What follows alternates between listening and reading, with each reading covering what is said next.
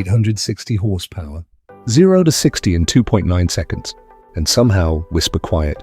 Meet the 2026 Mercedes-Benz E-Class.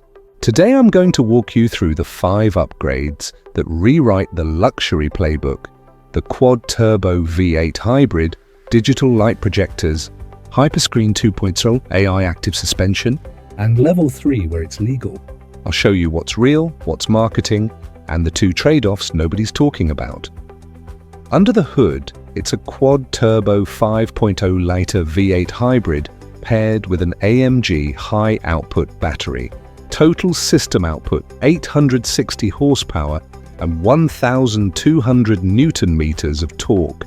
0 to 60 in a claimed 2.9 seconds.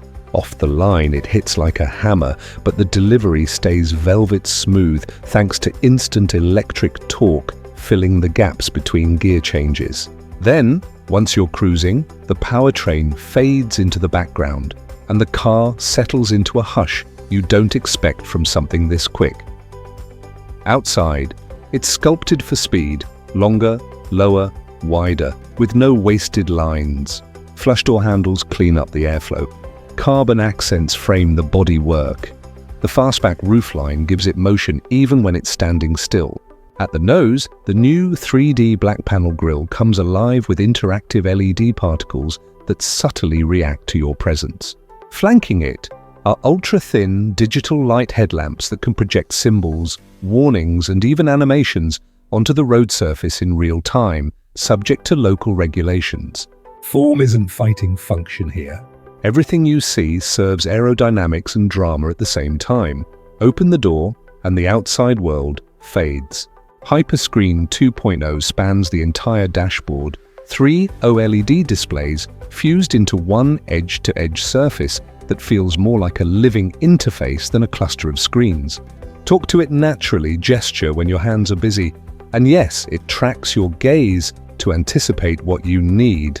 Materials live up to the badge: diamond-stitched Napa leather, customizable ambient lighting with 64 color zones, polished obsidian wood, microfiber inlays, and real metal knurled switches that feel like precision instruments.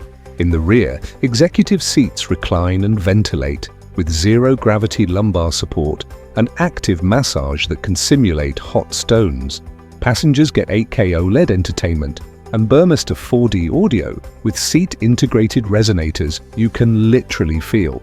It doesn't feel like a cabin. It feels like a rolling 5-star suite. Beneath all that polish is the real magic. Next-generation E-active body control. Cameras, radar, and onboard AI continuously scan the road ahead and preload the dampers. Each wheel can adjust in milliseconds so the car glides over imperfections that would unsettle lesser suspensions. Thread a tight urban chicane or sweep across a mountain pass and it keeps the body flat, the tires planted, and the ride drama-free. The sensation is almost eerie, poised, calm, and confident, like the car already knows what's coming. Safety and autonomy take a serious step forward. Level 3 capability, where approved, means in certain conditions the car can handle the driving while you supervise and be ready to take back control. Intelligent driver monitoring helps ensure you're alert when you need to be.